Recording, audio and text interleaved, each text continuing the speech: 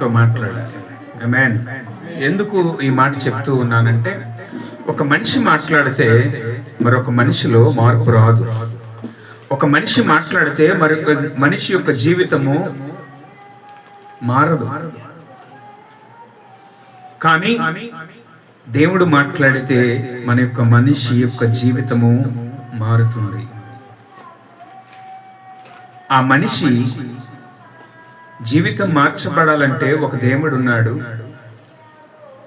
ఆయన 2000 సంవత్సరాల క్రితం ఈ లోకములోనికి వచ్చి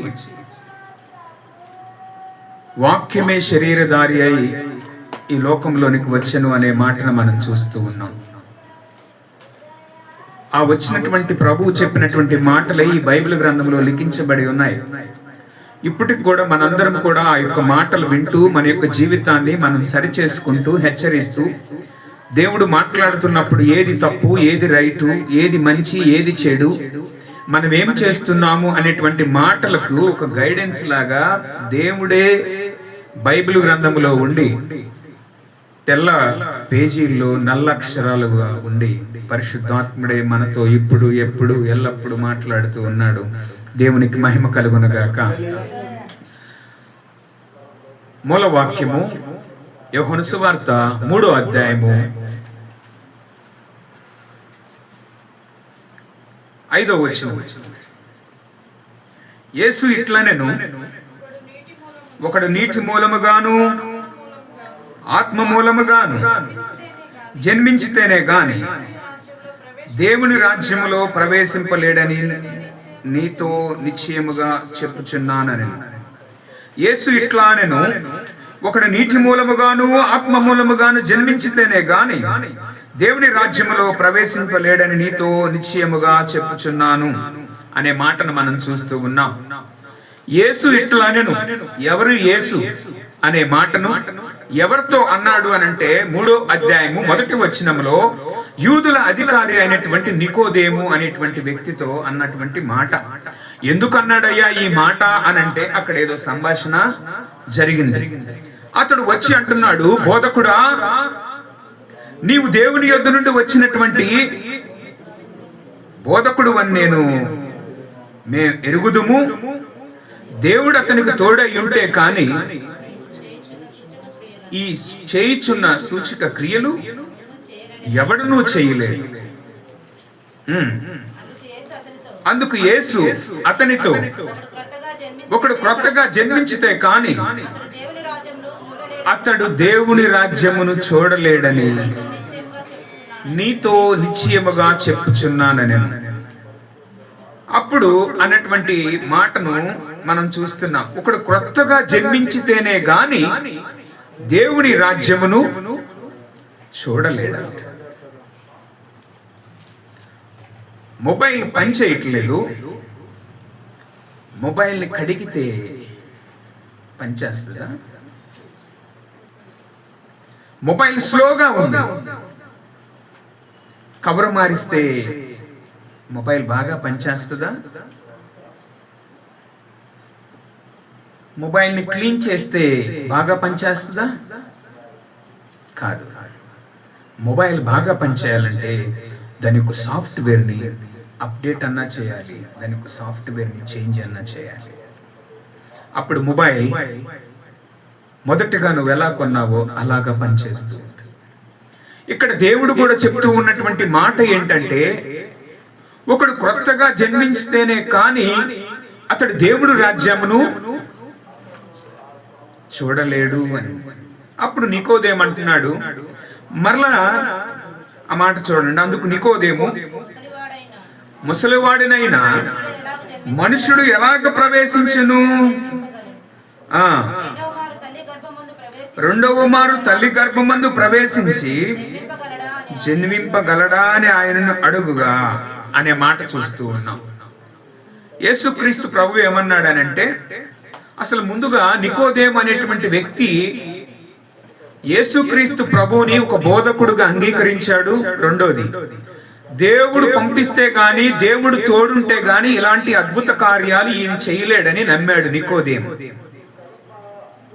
ఎందుకు ఎలా నమ్మాడు అనంటే, నికోదేము చూశాడు కుంటి వారికి స్వస్థత రావటము, గుడ్డి వారికి స్వస్థత రావటము, పక్షవాయు కలిగినటువంటి వారు నడవటము, మూగవారు మాట్లాడటము, యేసుక్రీస్తు ప్రభువారు చెప్పిన వెంటనే అక్కడ అద్భుత కార్యాలు జరుగుతూ ఉన్నప్పుడు నికోదేము చూసి ఆశ్చర్యపోయాడు. అందుకని ఆశ్చర్యపోయి అతనితో అంటూ ఉన్నాడు, యేసుక్రీస్తు ప్రభువారితో అంటూ ఉన్నాడు, బోధకుడా అనే మాటను మనం చూస్తూ ఉన్నాం. ఆ రోజుల్లో బోధకుడు అనేటువంటి మాటనే వాడేవాడు. వీరు ఎక్కువగా ధర్మశాస్త్రాన్ని ఎక్కువగా ధ్యానించేటువంటి వారు, దేవుడు ఆజ్ఞమైనటువంటి పట్టున్నటువంటి వారు. దేవుడు ఆ మాట చెప్పినప్పుడు ఈ అద్భుత కార్యాలు ఒకడు దేవుడు తోడుంటే గాని ఇలాంటి అద్భుత కార్యాలు చేయలేడు. కానీ ఈయన చేస్తున్నాడు గనుక ఈయనకు దేవుడు తోడున్నాడు అనేటువంటి మాటను నికోదేము నమ్మాడు. నమ్మిన వెంటనే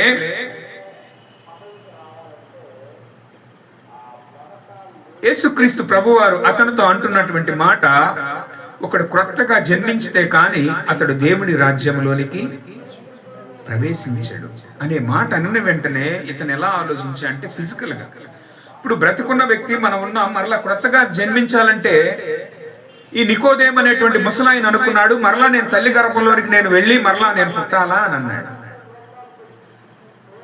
యేసుక్రీస్తు ప్రభువారు అందుకు, యేసు ఒకడు నీటి మూలముగాను ఆత్మ మూలముగాను జన్మించితేనే గాని దేవుని రాజ్యములో ప్రవేశింపలేడని నీతో నిశ్చయముగా చెప్పుచున్నాను. శరీర మూలముగా జన్మించినది శరీరమును, ఆత్మ మూలముగా జన్మించినది ఆత్మయు అయి ఉన్నది. ఆమేన్. ఇక్కడ దేని గురించి మాట్లాడుతున్నాడు అంటే శరీరానికి సంబంధించినటువంటి మాట కాదు యేసుక్రీస్తు ప్రభువారు మాట్లాడిన మాట, ఆత్మకు సంబంధించినటువంటి మాట ఇది. ఒకడు క్రొత్తగా జన్మించాలేనంటే ఒకడు నీటి మూలముగాను ఆత్మ మూలముగాను జన్మించాలి. నీటి మూలము అనగా బాహ్యముగా అందరికి చూపించేటువంటి బాప్టిజం. నీటిలో ఎప్పుడైతే ముంచిన తర్వాత తండ్రి కుమార పరిశుద్ధాత్మ నామములో బాప్టిజం ఇచ్చిన వెంటనే ఇది భౌతికంగా అందరికీ తెలియజేసేటువంటి విధానము. అయితే ఆత్మ మూలముగా జన్మించటం అనగా మన యొక్క పాప జీవితాన్ని నుంచి విడిచిపెట్టడం.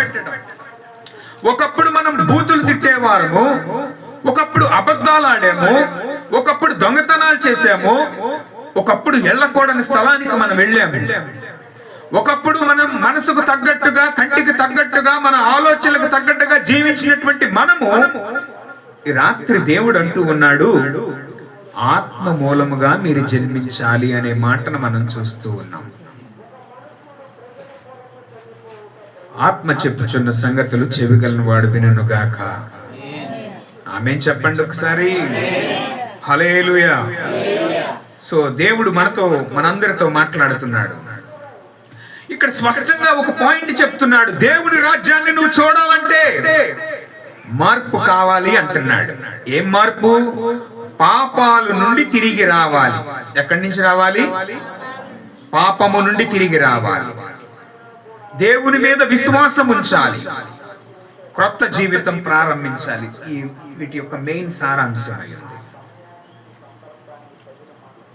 ఈ మెసేజ్ యొక్క మొత్తం సారాంశం ఏమైంది ఉందంటే, దేవుని రాజ్యాన్ని నువ్వు చూడాలని అంటే ఏం కావాలో తెలుసా? మార్పు కావాలంట. మార్పు అంటే పాత జీవితము నుంచి క్రొత్త జీవితంలోనికి మారటం. మార్పు అనగా బయట కనిపించే మార్పు కాదు, హృదయం పూర్తిగా మారాలి. ఏమవ్వాలి? హృదయం మారాలి. ఎందుకు మారాలయ్యా? ఎందుకు మారాలి హృదయం? ఈ హృదయంలో ఏముంటుందో తెలుసా? కామము, క్రోధము, మదము, మత్సరము, అసూయ, ద్వేషము, కలహము, ఇవన్నీ నిండుకొనేటువంటి దేహము దేవుణ్ణి సంతోషపరచలేదు, దేవుని మాటలు వినదు, దేవుని సన్నిధికి రానివ్వదు, దేవుని మాటలను ధ్యానించనివ్వదు, దేవుని మాటలను హృదయంలో చేర్చుకోనివ్వదు. ఈ శరీరంతో ఉన్నప్పుడు లోపల ఉన్నటువంటి అవయవాల్లో ఉన్నటువంటి ప్రతి దేహంలోని క్రియలు దేవుణ్ణి తెలుసుకోనీకోకుండా మన మనోనేత్రాలకు అపవాదనే సాతాను గుడ్డితనమును కలుగు చేస్తూ ఉన్నాడు. ఈ నికోదేముకు కూడా గుడ్డితనము కలిగినది. ఎందుకు? దేవుని రాజ్యంలోనికి నువ్వు ప్రవేశించాలి అని చెప్పినప్పుడు, దేవుని రాజ్యంలోనికి నువ్వు రావాలి అనుకున్నప్పుడు నీ పైరూపం కాదు, అంతరంగం మారాలి. మారితే నువ్వు నూతనముగా జన్మించినట్లు. దేవునికి మహిమ కలుగునుగాక. ఈ వ్యక్తి చూస్తే, నికోదేము అనేటువంటి వ్యక్తి చూస్తే చరిత్రలో ఒక గొప్ప అధికారిగా ఉన్నాడు, గొప్ప ధనం ఉన్నటువంటి వ్యక్తి, సంపద ఉన్నటువంటి వ్యక్తి, చదువుకున్న వ్యక్తి, అన్నీ ఉన్నాయి. కానీ దేవుని రాజ్యంలోనికి వెళ్ళటానికి, దేవుని మాటలకు చెవ్వించేటువంటి మాట కానీ, హృదయం కానీ అతనికి లేదు. ఆ మాటనే మనం చూస్తూ ఉన్నాం. ఏమైంది? ఒకటి కొత్తగా జన్మిస్తే ఏమవుతుందో తెలుసా? అతని జీవితము మారుతుంది. అతని జీవితం అనేక మందికి సాక్షిగా ఉంటుంది. అతని యొక్క జీవితం అనేక మందికి రోల్ మోడల్ గా ఉంటుంది. ఒకప్పుడు సహాయం చేయనటువంటి వ్యక్తి, పిల్లికి కూడా భిక్ష వేయనటువంటి వ్యక్తి, ఆపదలో ఉంటే సహాయం చేయాలనే బుద్ధి వస్తుంది. ఇది ఎలాగో తెలుసా? క్రొత్తగా జన్మిస్తే.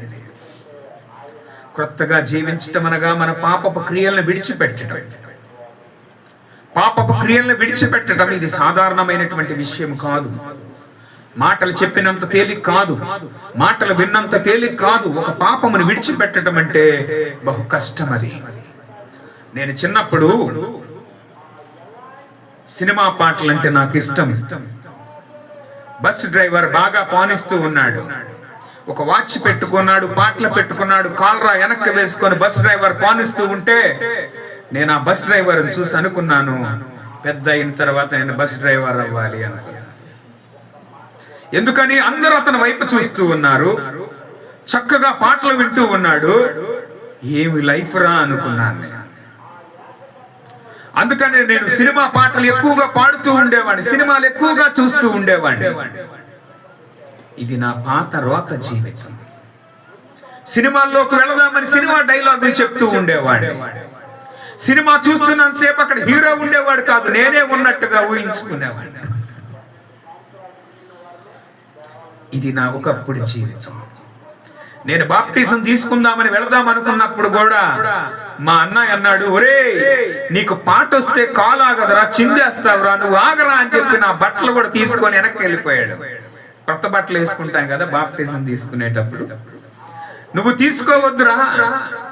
పెళ్ళిళ్ళకి డాన్సులు వేయించేవాళ్ళు నా చేత.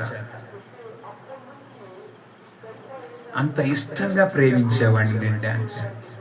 నేను పెద్ద అయిన తర్వాత నా ఊర్లో ఒక సినీ సెట్టింగ్ పెడదామని కలలుగానేవాడిని, నేనే హీరోగానే విలన్గానే ఉందామనుకునేవాడిని. ఇది నా పాత జీవితం. నా ఆలోచనల బట్టి, నా కోరికలను బట్టి నా జీవితము అలా వెళుతూ ఉన్నటువంటి సందర్భంలో ఒక వ్యక్తి ద్వారా నేను యేసుక్రీస్తు ప్రభువు ఎవరో తెలుసుకున్నాను. నా రూమ్మేట్ అర్ధరాత్రి ప్రార్థన చేస్తున్నప్పుడు నేను అనుకున్నాను, ఎందుకు ఇతను ప్రార్థన చేస్తూ ఉన్నాడు? నాకంటే అందగాడు, నాకంటే బాగా చదువుతాడు, నాకంటే అన్ని విధాలా బాగున్నాయి, అయినా ఇతను ఎందుకు ప్రార్థన చేస్తున్నాడని ఆ రాత్రి నేను ఆలోచించాను. అప్పుడు నేను ఒక ఆలోచన చేసి నేనేమనుకున్నానో తెలుసా? అతను ఎక్కడికి వెళితే అక్కడికి వెళదాం అనుకున్నాను. అతను ప్రార్థన చేస్తే నేను ప్రార్థన చేయాలి. ఈ బుద్ధి ఎందుకు వచ్చిందో తెలుసా? అప్పటి వరకు లేనటువంటి ఆ జ్ఞానము దేవుడు నా మనోనేత్రాన్ని వెలిగించాడు. ఆమేన్. నేను నా తల్లిదండ్రులు చెప్పారనో స్నేహితులనే కాదు గాని అప్పటి నుంచి దేవుడంటే ఎవరు, దేవుణ్ణి అసలు ఎందుకు నమ్ముకోవాలి, మనిషి ఎవరు, ఎక్కడి నుంచి వచ్చాడు, సాతాను ఎవరు, వాడు ఎక్కడి నుంచి వచ్చాడు, వాడు గురి ఏంటి, మనిషి ఎందుకు దేవుడు కావాలని కోరుకుంటున్నాడు, అసలు దేవుడు అంటే ఎవరు, దేవుడిలో ఏముంది, దేవుణ్ణి ఎందుకు నమ్ముకోవాలి? నేను కష్టపడి చదువుకున్నాను, కష్టపడి డబ్బు సంపాదిస్తున్నాను, లేదా పొలం పనులకు వెళ్తున్నాను, అసలు నాకు దేవుడు ఎందుకు కావాలి? నా డబ్బు నేను తింటున్నానే, నా పని నేను చేసుకుంటున్నానే, అసలు దేవుడు ఎందుకయ్యా నాకు, నేనే తప్పు చేయనే అని అనుకుంటే ఈ రాత్రి దేవుడు నీతో మాట్లాడబోతున్నాడు. నువ్వు తప్పు చేస్తున్నావు అని దేవుడు నమ్ముకోమని అంటలేదు నేను. నువ్వు నశిస్తావు, నువ్వు పాడైపోతావు, దేవుడు నమ్ముకోపోతే అని అంటలేదు నేను. లేదా నీకు ఐశ్వర్యం ఇస్తాడు, డబ్బులు ఇస్తాడు, దేవుడు నమ్ముకోండి నీ రోగాలు పోతాయి అని నేను చెప్పట్లేదు. కానీ ఈ రాత్రి ప్రభు అంటున్నాడు, నువ్వు కొత్తగా జన్మిస్తే ఆయన రాజ్యం ఉంది. ఒకసారి గట్టిగా చప్పట్లు కొట్టండి. హల్లెలూయా. What is the speciality?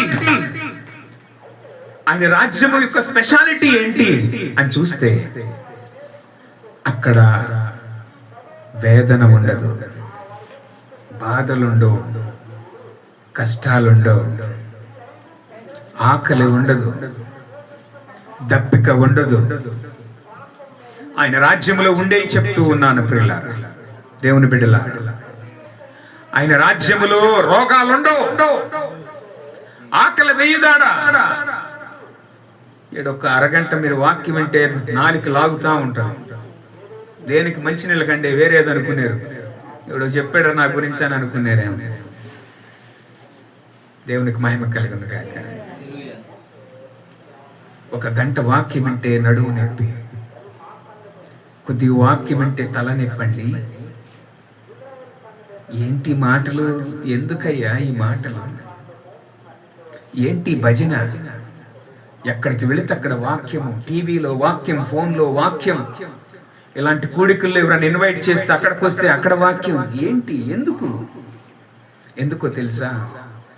ఆయన రాజ్యంలో నువ్వు ఉండాలని దేవుడు ప్రేమిస్తూ ఉన్నాడు. నువ్వెక్కడికి వెళితే అక్కడ ప్రభు మాట్లాడుతూ ఉన్నాడు. నువ్వు ఏ ఫోన్ ఓపెన్ చేస్తే ఆ ఫోన్లో దేవుడు ఏదో ఒక స్టేటస్ ద్వారా, ఏదో ఒక వాక్యం ద్వారా దేవుడు నిన్ను బలపరుస్తూనే ఉన్నాడు, మాట్లాడుతూనే ఉన్నాడు. నీకు ఏ వాక్యం ఎప్పుడు ఎక్కడ ఇస్తే నువ్వు దేవుడి వైపుకి వస్తావో ఆ వాక్యమే ఇప్పించాలని దేవుడు కోరుకుంటున్నాడు. దేవునికి మహిమ కలుగును గాక. దేవుడి రాజ్యంలో నువ్వు ఉండాలని దేవుడు కోరుకుంటున్నాడు ప్రియులారా. ఆ రాజ్యములో ఆకలి ఉండదు, దాహం ఉండదు, సూర్యుడు చంద్రుడు ఉండడు. దేవుని యొక్క వెలుగే, తేజస్సే, మహిమ ప్రకాశిస్తూ ఉంటదంట. హల్లెలూయా. దేవునికి మహిమ కలుగును గాక. అక్కడికి ఉండాలంటే నువ్వు కొత్తగా జన్మించాలని రాత్రి దేవుడు నీతో, నాతో, మనందరితో మాట్లాడచ్చు. అక్కడ లేకపోతే ఎక్కడ ఉంటావయ్యా? నరకములో ఉంటావు, పాతాళములో ఉంటావు. నరకము, పాతాళము ఎలా ఉంటదంటే యాతన, కళ్ళు కొరకటము, ఈ శరీరం ఊడిపోతూ ఉంటది, కొత్త శరీరం వస్తూ ఉంటది. ఈ హెయిర్ నువ్వెంతో బాగా ఇష్టముగా అనేకమైన ఆయిల్స్ రాసి చాలా బాగా చూసుకుంటున్నావే, ఈ హెయిర్ కూడా కాలిపోద్దండి మరిమ గారు. ఈ దేహం ఇలా ఉండదు, భయంకరమైన వాసన, శబ్దాలు అరుస్తూ ఉంటారు ఒకళ్ళొకళ్ళు, వేడి, నూనె, మంట, సెగ. ఒక రోజు కాదండి, ఏదో ఉందాంలే, ఏదో ప్రార్థన పెట్టారు వాళ్ళు, ఏదో ఒక రోజేగా గొడవ, రోజు ఉండదులే, ఒక్కరోజేలే భరిద్దాములే అని అనుకుంటే ఒక్కరోజు కాదండి. పోనీ ఒక నెల కాదండి, ఒక సంవత్సరం కాదు, 1000 సంవత్సరాలు కాదండి, 1,00,000 కాదండి. బైబిల్ చెప్తూ ఉంది, నరకమునకు, పాతాళమునకు వెళితే ఇంకా రావటానికి లేనే లేదంట. నరకానికి వెళితే ఇంకా రావటానికి లేదు. అక్కడ నువ్వు ఏడ్చినా, ప్రార్థన చేసినా ఏమీ లాభం లేదు. బ్రతికున్నప్పుడు మాత్రమే అవకాశం దేవుడు నీకు ఇచ్చాడు. చనిపోయిన తర్వాత అవకాశం మనిషికి లేనే లేదండి. ఇక్కడ నీకు చాయిస్ ఉంది. బహుశా ఇంట్లో ఏదైనా లేకపోతే బయటికి వెళ్ళి హోటల్లో తింటావేమో, ఫ్యాను, ఏసీయో, బెడ్ ఏదో గట్ట నీకు ఉందేమో, లగ్జరీ లైఫ్. నరకంలో ఎలాంటి ఫెసిలిటీస్ ఏమీ లేవు. ఎంత సంపాదించినా, ఎంత పలుకుబడి ఉన్నా ఈ లోకంలో, ఎంత ఆస్తి ఉన్నా కూడా అన్ని విడిచిపెట్టి వెళ్ళాలే కానీ ఏది మన అమ్మటే రాను కదా. 20,000 రూపాయలు పెట్టి పట్టు చీర కొందంట ఒక ఆమె. బతుకున్నప్పుడు కట్టుకుందాం అనుకుందంట, భలే దాస్తుందంట. అనుకోకుండా టైఫాయిడ్ వచ్చేసి టైఫాయిడ్లో తెలియకోకుండానే బ్రెయిన్ కొట్టేసిందంట.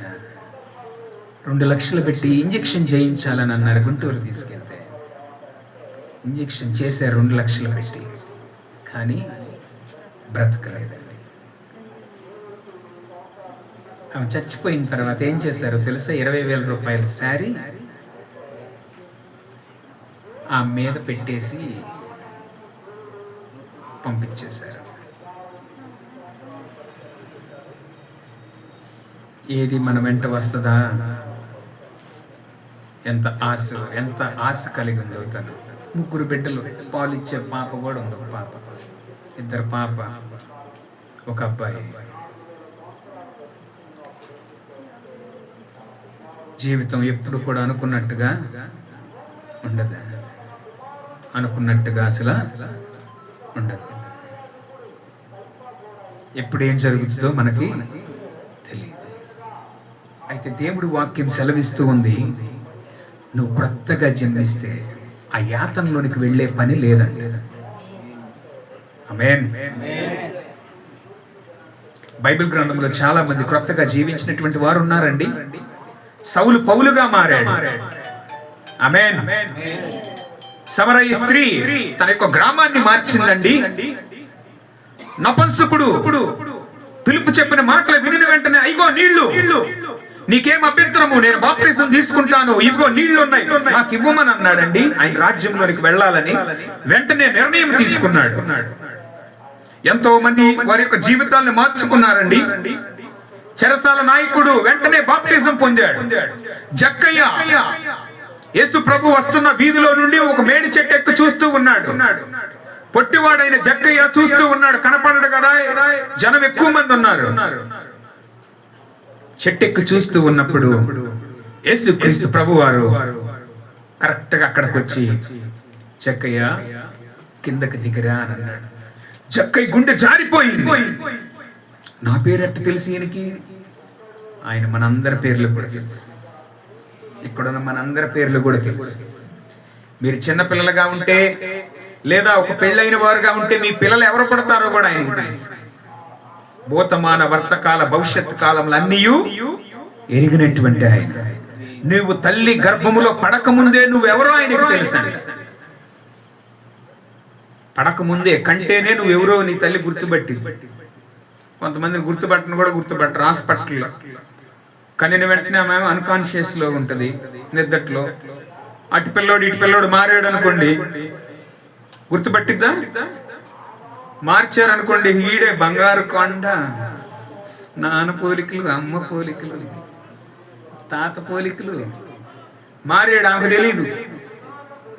ఆమె చూసిన వెంటనే ఎవరైతే ఉన్నారో ఆ వ్యక్తినే నా కొడుకు అనుకుంటారు, నా రక్తం. తెంచుకొని బిడ్డ, నా పేగు తెంచుకొని నా కుమారుడు. బిడ్డ మారితే తెలియదు తనకి. ఎవరిని చూస్తే చూసిందే నమ్ముతాడు మనిషి, చూసిందే నమ్ముతాడు మనిషి. నా మాటలు నేను ముగించి వేస్తూ ఉన్నాను. నికోదేము కూడా అలాగే కనిపించాడు అక్కడ. కానీ నికోదేము కొత్తగా జన్మిస్తేనే గాని అతడు దేవుడు రాజ్యంలోని చూడలేడు అని అన్నప్పుడు నికోదేము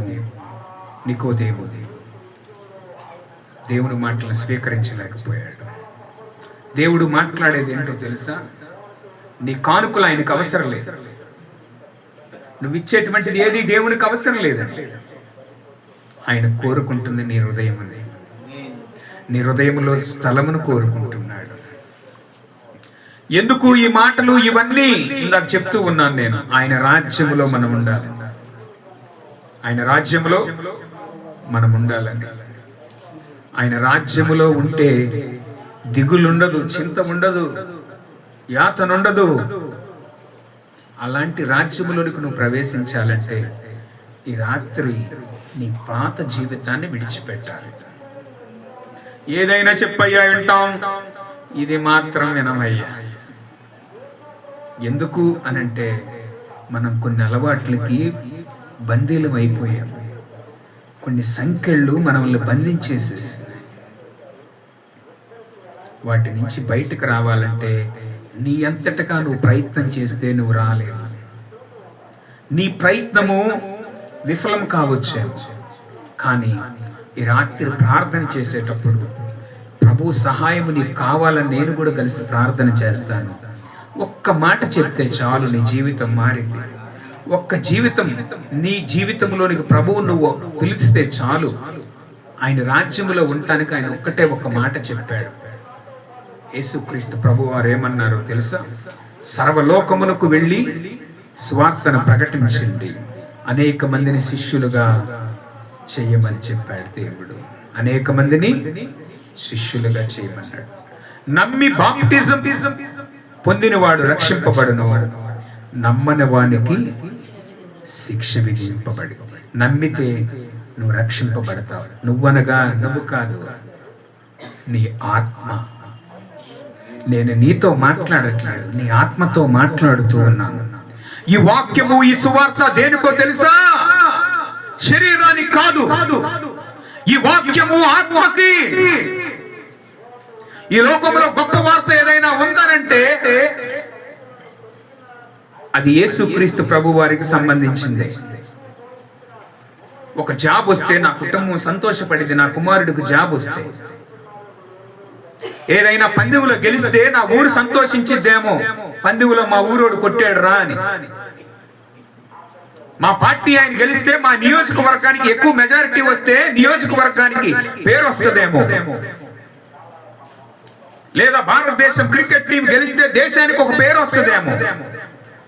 కానీ ప్రపంచం మొత్తం సంతోషించేది, పేరు వచ్చేది, గొప్పగా ఏదైనా ఉంది శుభవార్త అనంటే యేసుక్రీస్తు ప్రభు వారికి సంబంధించిందే. దేవునికి మహిమ కలుగునుగా. ఆమేన్. ఆ వాక్యమే ఈ రాత్రి నీతో నాతో మనందరితో మాట్లాడుచుంది. చాలా చోట్ల వాక్యం వేరుగా వెళ్ళిపోతుంది. దేవుడు నమ్ముకో, నీకు అయ్యి వస్తే ఇవి వస్తాయి అని అంటున్నారు, తప్పుడు బోధలు చేస్తూ ఉన్నారు. ఈ శరీరమే రోగాల దిబ్బ, రోగాలు వస్తానే ఉంటాయి. మనం దేవుడు నమ్ముకోవాల్సింది ఈ లోకం మట్టు కాదు. ఈ లోకంలో ఈ శరీరం కుసించినా కూడా ఆత్మకు మరణము లేదు. దేవుడు రాజ్యములో నువ్వు ఉంటావా, సాతాను రాజ్యములో నువ్వు ఉంటావా? చాయిస్ ఇది. దేవుడు ఎవరిని బలవంత చేయడు, దేవుడు ఎవరిని బలవంత పెట్టడు. చాయిస్ నీకు ఇస్తున్నాడు, చాయిస్ నీకు ఇస్తున్నాడు. నీ మనస్ఫూర్తిగా నువ్వు విశ్వసించి యేసుక్రీస్తు ప్రభువారు నా పాపముల నిమిత్తము మరణించాడని నువ్వు నమ్మి విశ్వాసం ఇస్తే, జక్కయ్య జీవితాన్ని మార్చిన ప్రభు, నపుంసకుడి యొక్క జీవితాన్ని మార్చినటువంటి ప్రభు, సౌలుని పౌలుగా చేసినటువంటి ప్రభు, చెరసాల సైనికుడి యొక్క జీవితాన్ని మార్చినటువంటి ప్రభు ఈ రాత్రి నీ జీవితాన్ని కూడా మార్చేవాడై ఉన్నాడు. ఆమేన్. హల్లెలూయా. నీ కథ మొత్తం మారుస్తాడు ఆయన. రాత్రికి రాత్రి అన్ని మార్చేయగలడు ఆయన. అలాంటి గొప్ప దేవుడు కలిగి ఉన్నావు. నువ్వు రక్షింపబడటమే కాదు, నీవు నీ కుటుంబాన్ని రక్షించుకోవాలి, నీ బంధువులను రక్షించుకోవాలి. ఇది నీ బాధ్యత, నీ బాధ్యత. నరకంలోనికి వెళ్ళకోకుండా వారిని ఆపాలి నువ్వు. ఏదైనా తెచ్చిస్తే ఎంత ముచ్చటగా ఉంటాము.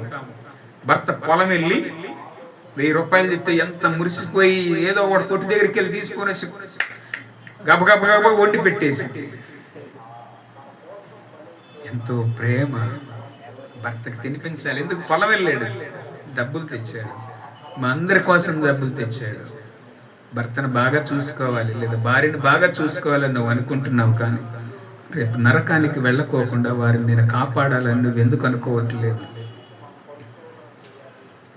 నీ కుటుంబాన్ని ఎందుకు రక్షించుకోకూడదని నువ్వు అనుకోవట్లేదు? అనేక మంది బిడ్డలు వారి యొక్క జీవితాల్లో రక్తం చిందించారు కదా యేసుక్రీస్తు ప్రభు వారి కోసం. నువ్వు రక్తం చిందించాల్సిన పని లేదు. యేసుక్రీస్తు ప్రభువు నువ్వు పరిచయం చేస్తున్నావా? నీకు ఈ మాటలు అందిస్తున్నాడు. ఎందుకో తెలుసా? నువ్వు రక్షింపబడాలి, నువ్వు నరకంలోనికి వెళ్ళకూడదని, తిరిగి జన్మించిన అనుభవం నువ్వు కలిగి ఉండాలి. అనేక మందికి నువ్వు మాదిరిగా ఉండాలంటే నువ్వే తుమ్మితే ఊడిపోయే భక్తిలాగుంటే ఎట్లా? ఎవడన్నా పిలిస్తే వెళ్ళిపోవటం. అలాగుంటే మన జీవితము ఫలభరితంగా ఉండదు, ఇతరులకు మాదిరికరంగా మనం ఉండము. క్రొత్తగా జన్మించటం అనగా మన యొక్క జీవితంలో బాహ్యం కాదు, అంతరంగం నుంచి రావాలి. ఆమేన్. ఒకప్పుడు కోపపడితే కోపం తగ్గాలి, ఒకప్పుడు బూతులు మాట్లాడితే బూతుల్ని మనము ఆపేసుకోవాలి. ఏది మంచి మాట, ఏది చెడ్డ మాట, దేవుడు మనకు ఆ విచక్షణ జ్ఞానమునిచ్చాడు. ప్రభు ఏం మాట్లాడుతున్నా మనం జ్ఞాపకం చేసుకోవాలి. లోకమనంతయు సంపాదించుకొని తుదికి వాడి మరణాన్ని, వాడి ప్రాణాన్ని పోగొట్టుకుంటే వాడికి ఏమి లాభం? అందుకే ఉన్న కొంచెమే ఉన్నా, జీవితం కొంచెమే ఉన్నా, పరిస్థితులు కొంచెమే ఉన్నా, యేసుక్రీస్తు ప్రభు వారిని నీ హృదయంలోనికి చేర్చుకు, ఉన్న దాంట్లోనే నమ్మకంగా ఉండు, ఉన్న దాంట్లోనే పరిశుద్ధంగా జీవించు. దేవుడు ఖచ్చితంగా నీ జీవితాన్ని కూడా మారుస్తాడు. హల్లెలూయా. దేవుడు ఒక కీ ఇచ్చాడు నీకు. నువ్వేమనుకుంటావో దాని మీద నీ జీవిత ప్రయాణం ఆధారపడి ఉన్నది. నువ్వేమి ఆలోచిస్తున్నావు?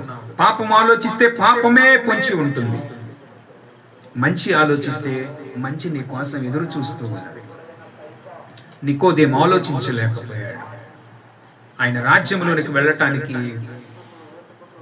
ఆయనకున్న దాన్ని విడిచిపెట్టలేకపోయాడు నికోదేము. ఈ రాత్రి మనల్ని దేవుని రాజ్యానికి వెళ్ళనీకోకుండా ఏమడ్డుపడుతున్నాయి? ఫోన్ అడ్డుపడుతుందా? ఏదో మన బలహీనత. ఈ రాత్రి వాటిని విడిచిపెట్టాలి. మనం అనేక మంది జీవితాలు మార్చినటువంటి ప్రభు నీ జీవితాన్ని కూడా మారుస్తాడు. రాత్రి ఒక మాట చెప్తూ ఉన్నాను, ఆత్మ సంబంధంగా నువ్వు జీవిస్తే చరిత్రలో నిలిచిపోతావు. హల్లెలూయా. It's really true. ఒకని ప్రార్థన, ఒకని భక్తి 10 తరాల వరకు ఆపుతుందంట. చరిత్రలో నిలిచిపోవాలంటే ఈ రాత్రి దేవుడికి నీ యొక్క హృదయంలో స్థలం ఇవ్వాలని దేవుడు కోరుకుంటున్నాడు. ఆత్మీయంగా జన్మిస్తేనే అతను సంఘంతో ఉండగలడు, దేవుని బిడ్డలతో ఉండగలడు, దేవుని మాటలు స్వీకరించగలడు. లేకపోతే దేవుని మాటలను స్వీకరించటం అది చాలా కష్టం. అందుకని నీ పరిస్థితి ఎలా ఉన్నా, రోగాలతో ఉన్నావో, బాధలో ఉన్నావో, దిగుల్లో ఉన్నావో, చింతలో ఉన్నావో నాకు తెలియదు, కానీ ఈ చింత ఈ లోకం మట్టుకే. మరొక లోకం ఉంది, దేవుని రాజ్యం. తిరిగి జన్మిస్తే నీ జీవితాన్ని మార్చుకొని, ప్రభువా నేను బలహీనుడినే, నా వల్ల కావట్లేదని కూడా ఆ మాట కూడా చెప్తే దేవుని ఆత్మ నీలోనికి ప్రవేశిస్తే నువ్వు క్రొత్తగా జన్మించేలాగా ప్రభు ఆ శక్తిని, బలాన్ని, ధైర్యాన్ని ప్రభు నీకు అనుగ్రహిస్తాడు. దేవుడి మాటలు దీవించునుగాక. ఆమేన్. చిన్న మాట ప్రార్థన చేసుకుందాం. తండ్రి, మీకు వందనాలు చెల్లిస్తున్నాం. ఈ రాత్రి మీరు మాతో మాట్లాడారు ప్రభు. వాక్కువై ఉన్న ప్రభువా మీకు వందనాలు చెల్లిస్తున్నాం. అయ్యా, మా శక్తి సరిపోవటం లేదయ్యా, మా బలము సరిపోవటం లేదయ్యా.